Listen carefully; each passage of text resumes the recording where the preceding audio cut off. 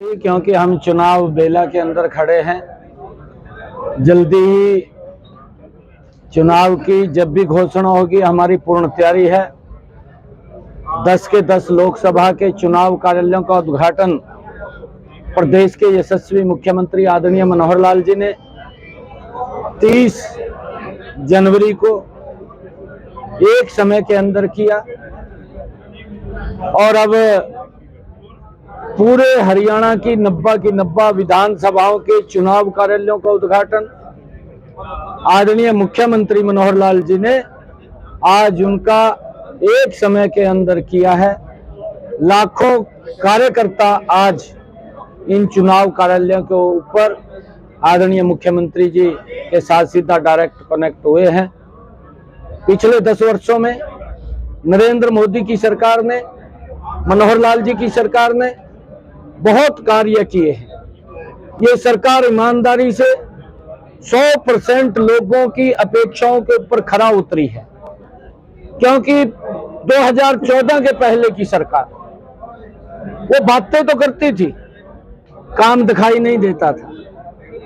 ये सरकार ये काम दिखाई देता है, बातें कम होती है। विकास की गति बड़ी तेजी से देश बदला है और हर वर्ग को योजनाबद्ध तरीके से उस तक लाभ पहुंचाने का काम इन 10 वर्षों के अंदर ये डबल इंजन की सरकार ने किया है।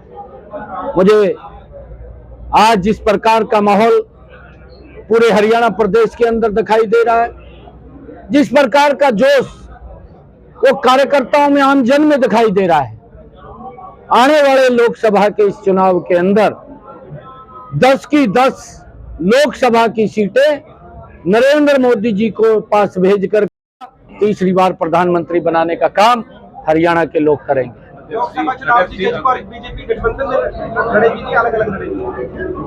देखिए, हमारे 10 के 10 चुनाव कार्यालयों का उद्घाटन हो गया है और आज 90 की 90 विधानसभाओं के चुनाव कार्यालयों का उद्घाटन हो गया है।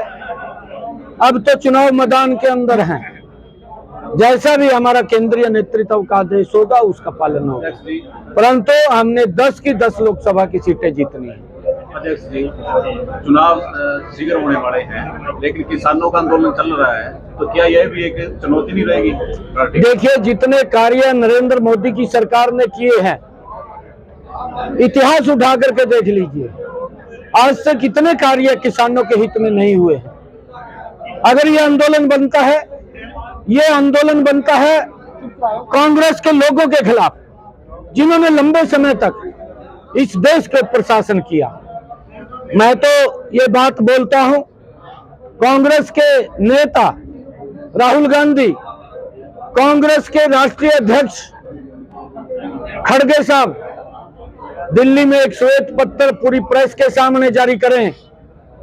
हरियाणा के जो मुख्यमंत्री रहे हैं भूपेंद्र सिंह हुड्डा, वो भी जारी करें उनके साथ बैठ करके कि 55 साल देश के ऊपर शासन किया है, कौन कौन से उनकी मजबूती के लिए काम किए हैं, उनके बारे में देश के किसानों को बताने का काम करें। 10 वर्षों के अंदर नरेंद्र मोदी जी ने जो काम किए हैं, एक एक काम को मैं गिनवा सकता हूं। ऐसे 20 कार्य हैं नरेंद्र मोदी जी ने इन 10 वर्षों के अंदर किसान की मजबूती में जो किए हैं। हरियाणा के अंदर भी मनोहर लाल जी, चाहे किसान की फसल को एमएसपी पर लगातार 14 अन्य फसलों को खरीदने की बात है, चाहे सब्जी के किसान को भावांतर भरपाई देने, ये मेरी जिम्मेवारी है और उसको लेकर के मैं काम कर रहा हूं। पूरे देश के अंदर कितनी सीटें बीजेपी की आ सकती है? देखिए, ये तो खड़गे जी जो बोल रहे हैं, आप उसको कोट कर लीजिए। कांग्रेस के जो राष्ट्रीय अध्यक्ष है, वो उन्होंने राज्यसभा के अंदर खड़े होकर के कहा कि अब की बार तो लोग 400 पार की बात कर रहे हैं। ये खड़गे साहब बोल रहे हैं और उसका परिणाम है कि कांग्रेस के अंदर चुनाव लड़ने के लिए भय है, वो ढूंढ करके लाते हैं। पिछली बार भी लेकर के आए थे और अब जब उसने भी हाथ खड़े कर दिए भी मैं चुनाव नहीं लड़ता, किसी और को लेकर के आए हैं, ये घमंडिया गठबंधन के अंदर भेज दी है। बच रहे हैं कि हम चुनाव ना लड़ें, ऐसी स्थिति है। निकाल रही है बदलाव यात्रा, कि भी उससे पूरे प्रदेश के अंदर बदलाव आ जाएगा। देखिए, महिलाओं के ऊपर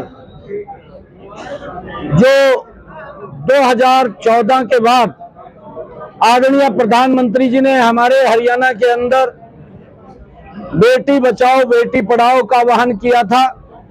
हरियाणा में एक कुरीति थी और उस कुरीति को तो समाप्त किया है, परंतु बेटियों को भी सुरक्षित करने का काम ये हमारी डबल इंजन की सरकार नरेंद्र मोदी और मनोहर लाल जी की सरकार ने किया। लाखों की संख्या में बेटियां बची हैं। और अभी मैं आपको बताना चाहता हूं, पश्चिम बंगाल की मुख्यमंत्री महिला है। सबसे ज्यादा अत्याचार महिलाओं के ऊपर पश्चिम बंगाल में हो रहे हैं। आदरणीय प्रधानमंत्री जी उन बहनों के बीच में 6 तारीख को कलकत्ता के अंदर जाने वाले हैं। पूरे देश की बहनें कनेक्ट होंगी और हरियाणा के अंदर भी हमारी बहनें मजबूती से लगी हुई हैं।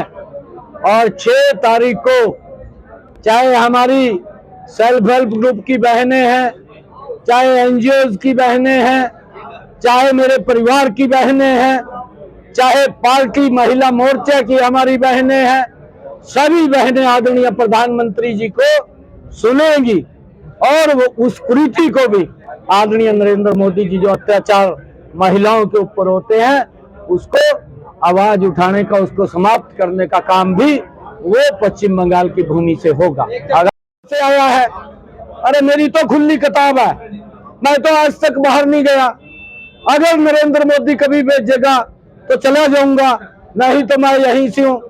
एक गरीब परिवार का बेटा हूँ, इसकी तरह नहीं हूँ। जिस तरीके से इन्होंने एक शराब की ऐसी नीति बनाई जिसके अंदर सुशील का भी हाथ है, केजरीवाल का हाथ है, जिसके अंदर उनका एक उप मुख्यमंत्री था उसका हाथ था, केजरीवाल को भी अब डर लग रहा है। अरे जितना भ्रष्टाचार के अंदर पैसा आया है, तेरे को कौन सी आफत आ रही है बता दे कि यहाँ पे आया, बता देता, कोई दिक्कत है नहीं है। अगर नहीं हो बता पा रहा तो ईडी तो पूछेगी उसको ये पैसा कहाँ से आया, कहीं कोई दिक्कत नहीं है। अगर वो ठीक रास्ते से पैसा आया तो बता दे, ईडी कुछ नहीं कहती, परंतु अगर गलत रास्ते से आया तो बताना पड़ेगा कहाँ से आया है। और उस पैसे का इस्तेमाल यहाँ से आकर के ये सुशील भी कर रहा है। और ये सुशील को ये मोटा चश्मा चढ़ रहा है। मैंने कहा कि उसको आदमी नहीं दिखाई दे रहे। आप जागरूक पत्रकार हैं, मेरी लोकसभा के हैं, आप सबका मैं दिल से धन्यवाद करता हूं। उसको बताइए कि मेरे कितने महीने के अंदर चक्कर लगते हैं, हर शहर के अंदर लगते हैं, उसको बताइए। और वो इस प्रकार की घटिया स्तर की बातें कर रहा है। उसको तो भ्रष्टाचार का पैसा तो सैनिक से नजर आता है, परंतु उसको आदमी नजर नहीं आते।